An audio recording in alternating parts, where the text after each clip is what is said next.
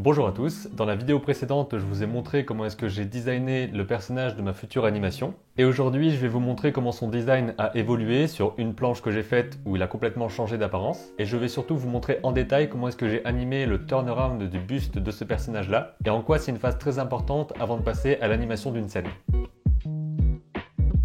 Pour commencer, petit point sur le nouveau design du personnage qui a commencé avec ce dessin là. À ce moment-là, je me suis dit que je tenais quelque chose, surtout dans le côté visage creusé, le crâne dégarni, les épaules aussi qui sont très tombantes, donc j'ai décidé de faire d'autres dessins avec ce personnage-là et de les mettre en couleur ensuite, pour voir un petit peu à quoi il ressemble en plein pied, pour voir un petit peu quelles expressions il pourrait avoir, une expression de rage, une expression de tristesse, une expression de fierté aussi dans la position du corps. Et faire cette fiche un peu plus détaillée que dans la vidéo précédente pour ce personnage, ça m'a permis de comprendre un peu mieux la forme de son crâne, de sa tête et de son corps en général. Mais avant de passer à l'animation de ma scène, je vais faire un turnaround de ce personnage-là.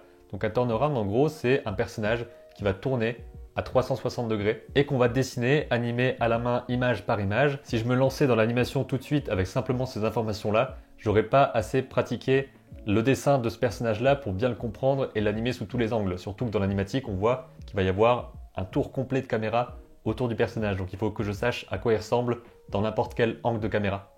C'est la première fois que je fais un turnaround de personnage, que j'anime un personnage qui tourne à 360 degrés. Donc ça a été très instructif pour moi. La base de l'animation de turnaround et de l'animation en volume en général, c'est de comprendre la forme globale et que tout ça est en 3D et non pas un dessin plat sur une feuille. Pour la rotation de la tête, j'ai commencé par faire 4 dessins. Un dessin de face, un de profil, un de dos et un de l'autre profil. Comme ça, j'ai déjà une rotation complète. Et je rajoute un nouveau dessin entre chacune de ces poses principales. Donc ici, ici, ici et ici. Et de cette façon, j'ai une rotation complète du crâne de mon personnage. Et ensuite, sur un calque différent que je vais placer au-dessus, je vais rajouter les éléments comme par exemple le nez au début. Et ce qui est pratique ici, évidemment, c'est que je peux aussi copier-coller différentes poses. Par exemple, le nez, quand il est de profil comme ça, je peux le copier, inverser le sens et le placer sur le profil dans l'autre côté. Ce qui me permet de garder la cohérence de la forme du nez, tout en m'épargnant un petit peu de refaire des dessins à chaque fois. Un truc particulièrement important, c'est de toujours rester sur les mêmes lignes, en tout cas à peu près. Par exemple, quand je bouge la tête comme ça, mon nez va rester sur la même ligne tout le temps. Et il n'est pas censé faire ça, sinon la tête va bouger tout le temps et ça va pas le faire. J'ai rajouté ensuite des oreilles, donc des oreilles assez décollées de face, assez décollées de la même façon de dos. Et entre les deux, il faut bien comprendre quelle est la perspective et j'ai dû parfois réajuster un petit peu leur place. C'est pour ça que c'est pratique sur Calipec de pouvoir transformer les choses. J'ai rajouté ensuite les sourcils, donc une base très stricte, une ligne droite, avec quelques courbes un petit peu qui remontent près des yeux. Tout ça est bien sûr relié au niveau du nez, en termes d'os et de muscles. Pour placer la mâchoire, pour placer les épaules qui tournent, etc., c'était assez difficile. J'ai dû parfois augmenter la taille parce que le buste était beaucoup trop petit. Il était assez large de face et quand on se tournait de profil, on voyait qu'il était complètement écrasé et la tête devenait à ce moment-là énorme. Et c'est toute la difficulté de faire une animation turnaround comme ça d'un personnage, c'est qu'on doit savoir sous tous les angles quel est aussi le bon volume, les bonnes distances, la bonne perspective. Il y a des raccourcis, c'est assez compliqué à faire, mais vraiment ça m'a beaucoup aidé de m'y mettre. Je commence déjà à placer des éléments de vêtements, donc la capuche derrière, aussi la fermeture éclair devant. Mais j'irai bien plus tard dans les détails des vêtements. Je décompose aussi pas mal l'animation sur des calques différents, histoire de pas m'embrouiller et de pouvoir effacer seulement les sourcils par exemple si je veux pas toucher au cou. Je dessine ensuite les yeux du personnage. Là évidemment ça rajoute beaucoup à son expression de tristesse. Il a fallu que je fasse très attention aussi au placement des yeux, qui était pas très bon au début, que j'ai dû ajuster petit à petit. Vous voyez par exemple ici que je vais copier-coller des oreilles pour les placer aux bons endroits, que je veux aussi raccourcir, ou plutôt écraser un petit peu dans le sens de la longueur, le visage qui était beaucoup trop long de face pour que ce soit cohérent avec le reste, et qu'il n'ait pas une tête complètement Arnold. Et un point qui était intéressant pour savoir si mon animation fonctionnait, c'est de désactiver, de rendre invisible le calque avec les formes que j'avais faites de base, donc la sphère qui tournait, et de voir si l'animation fonctionne déjà correctement comme ça, et si avec seulement les éléments dessinés du visage et pas les structures de base, on comprend ou pas le mouvement. Et ça fonctionnait plutôt bien, donc c'était bien. Ensuite, je lui ai placé son crâne. Donc le crâne, ça a été aussi très important de rendre tout ça sur une sphère qui est relativement fixe en fait, au final. Elle s'allonge simplement un petit peu quand il est de profil parce que le crâne derrière est un peu plus long. Mais sinon, le haut du crâne est toujours pareil. Donc je mets en transparence avec l'Onion Skin le dessin précédent et je dessine quasiment exactement par au-dessus la même ligne pour que le haut du crâne soit toujours sur la même ligne horizontale dans mon animation et qu'il n'ait pas la tête qui monte et descende en permanence. Et là j'ai mon personnage qui semble plus ou moins fini dans sa structure osseuse, musculaire de base, et je vais pouvoir commencer à rajouter la barbe, les cheveux, tous les détails comme ça sur les vêtements. Je lui ai rajouté quelques détails aussi sur la peau, donc par exemple des traces de sang, je lui ai rajouté aussi une sorte de griffure sur le cou, qui rajoute un petit peu à l'univers du personnage, qui montre qu'il a vécu des choses, et c'est important de montrer ça à travers des détails vestimentaires, sur la peau, etc. Parce que chaque détail de l'apparence du personnage va raconter son histoire. Je rajoute les détails des vêtements, donc ça je l'avais déjà défini dans l'image de base que j'avais faite sur ma fiche personnage. Il a une sorte de, je sais pas comment on appelle ça, une veste sans manches, avec des trucs là, des sortes de bandes. Toujours pareil, pour les traces de sang par exemple sur ses épaules, il faut faire en sorte que ce soit cohérent dans le mouvement dans l'espace, donc il faut toujours qu'elle soit au même endroit. Je prends la référence sur l'image précédente, je flippe aussi d'une image à l'autre pour voir à quel endroit exact je dois mettre la tâche et aussi dans quelle perspective, parce que forcément la forme n'est pas la même quand on la regarde de face ou de trois quarts. J'ai déjà changé la couleur du fond de ma page du blanc vers le gris pour avoir quelque chose de plus contrasté. Comme ça, j'ai pu peindre en blanc la peau du personnage et que ça ressorte correctement sur le fond.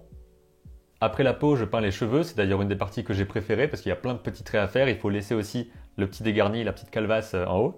En termes de couleur, le pull ou la chemise qu'il a en dessous de son gilet sans manches est de la même couleur que ses cheveux. Comme ça, je ne me disperse pas en termes de couleur. Il y a juste du blanc, cette couleur-là qui est une sorte de marron-orange et le bleu du gilet de sauvetage. Je rajoute aussi en rouge évidemment tout ce qui est égratignure, tout ce qui est traces de sang sur le front, ce genre de choses là. Un rouge assez sombre parce que c'est pas du sang qui coule actuellement, c'est du sang bien séché depuis longtemps, un truc assez... Une fois que j'ai toute ma première passe de couleur qui est faite, je rajoute sur un calque au-dessus les ombres. Donc pour les ombres, je pars du principe que la lumière arrive toujours par la gauche de ma page. Donc les ombres principales seront sur la droite parce que forcément la lumière arrive ici. Donc sur la mâchoire, c'est plus la partie droite qui va être dans l'ombre. Et ça doit être cohérent sur tout le long de l'animation. Par exemple, sur cette image-là, forcément, la lumière arrive par la gauche. Donc, il y a toute une zone d'ombre sur le côté droit, ici, qui cache un petit peu le visage. Une fois que la première phase d'ombre est faite, c'est pas mal, mais ça manque encore un petit peu de contraste. Donc, je vais rajouter deux phases différentes. Il y a d'abord une phase avec les couleurs beaucoup plus sombres. Ici, par exemple, vous voyez que je marque le nez. Parce qu'ici, il y a un obstacle qui est le nez qui va forcément faire une ombre portée sur le côté. Je rajoute aussi des ombres bien sombres ici. Encore une fois, c'était marrant de le faire pour les cheveux, pour l'arrière du crâne, pour la barbe aussi, tout ce qui est petits traits. Et je rajoute comme ça des ombres beaucoup plus sombres partout sur le personnage. Je vais changer aussi légèrement la couleur du fond de sa capuche, donc de l'intérieur de sa capuche, parce que pour l'instant, ça reste un peu plat. Et je rajoute enfin quelques éclats de lumière qui sont vraiment du blanc complet, qui seront sur l'extrémité gauche de son corps à chaque fois, parce que c'est là où tape la lumière en premier. Et c'est comme ça que j'en arrive à l'animation finale de mon personnage. J'ai donc pu comprendre sous tous les angles à quoi il ressemblait. Je peux comprendre mieux maintenant par exemple la forme de son crâne, la façon dont il est un petit peu arrondi en haut. Aussi la distance par exemple entre le début de ses cheveux et ses sourcils. Donc ça c'est un truc qui va devoir être consistant dans toute l'animation. La forme de son nez aussi, quel volume il a quand il est de profil. Il dépasse un petit peu, on sent le volume, mais c'est pas non plus un nez proéminent. Il y a juste un truc où je suis pas trop sûr de la forme parce que c'est un peu difficile pour moi de me la figurer, c'est la forme de son cou. Je sais pas si elle est correcte tout le long parce que j'ai parfois l'impression qu'elle est plus fine sur une image que sur d'autres, donc je suis pas très certain de ça. Je ferai par la suite, je pense, à partir de cette animation-là, parce que je vais pas la refaire, un turnaround complet du personnage en plein cadre, donc ça veut dire que je copie-collerai ça dans un autre projet, et j'ajouterai sur le même nombre de dessins, le même nombre d'images, les bras, les jambes, pour avoir toute la longueur du personnage, savoir aussi ses proportions, la longueur de ses jambes par rapport à tout son corps, etc.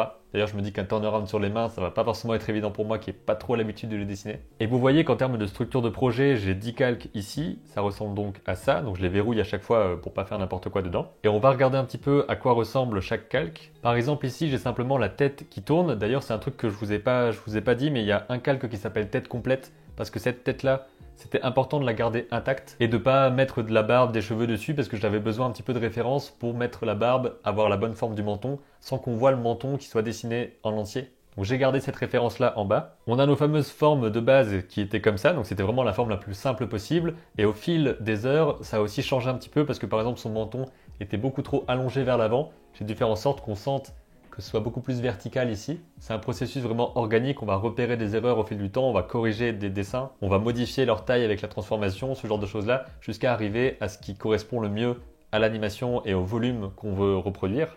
Ensuite, c'est assez marrant de voir que la peau, en fait, elle n'est pas si bien coloriée que ça, c'est juste qu'avec les traits par au-dessus, on s'en rend pas compte que c'est aussi brouillon. Il y a un calque avec les couleurs principales ici, ça fait vraiment bizarre de le voir tourner comme ça. Le calque avec les ombres principales. le calque avec les ombres plus sombres qui donnent vraiment un gros contraste et qui sont toujours à l'endroit opposé de la source de lumière. La source de lumière qui fait des petits éclats sur le côté gauche du personnage. Là, il y a juste le sang, donc on le voit, on comprend à peu près son volume une fois qu'on a vu les autres calques, mais sinon ça veut pas dire grand chose quand on voit ça comme ça. Et enfin, le calque le plus haut dans la pile avec les lignes et le dessin complet sur un seul calque fusionné. Et là, par exemple, comme je le fais tourner et qu'il y a encore la référence de forme principale en bas, on peut voir qu'il y a un truc qui dépasse parce que le crâne était beaucoup trop gros sur les premières versions. Et je peux comparer aussi la forme de mon personnage quand il est en volume par rapport au personnage que j'avais dessiné juste à plat sur un dessin fixe. Et on peut voir que son visage est un petit peu différent quand même, on ressent un petit peu les mêmes idées, mais le nez est plus crochu ici que là. Il a aussi les épaules qui sont beaucoup plus tombantes sur ce dessin-là, c'est beaucoup plus cintré, alors qu'ici je lui ai rajouté un petit peu de muscle quelque part, il a plus d'épaules. Retenez donc que c'est très important de faire des turnarounds de vos personnages pour pouvoir comprendre à quoi il ressemble sous tous les angles et vous habituer à le dessiner. Retenez aussi qu'il vaut mieux commencer avec des formes simples, donc faire tourner une sphère, un cylindre, un cube. Et une fois que cette rotation fonctionne bien, on peut rajouter des couches de plus en plus détaillées.